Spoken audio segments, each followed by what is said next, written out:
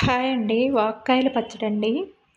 ఒకప్పుడు వాక్కాయలు, ఎండుమిరగాయలు, చింతపండు, ధనియాలు, వెల్లుల్లి రెబ్బలు తీసుకోవాలి. వాక్కాయలను వాటర్‌లో వేసుకొని కడిగి మజ్జిగ పోసుకొని గింజలను తీసుకోవాలి. స్టవ్ వెలిగించుకొని బండి పెట్టుకొని నూనె వేసుకొని ఎండుమిరగాయలను, ధనియాలు, చింతపండు వేసి వేపుకోవాలి.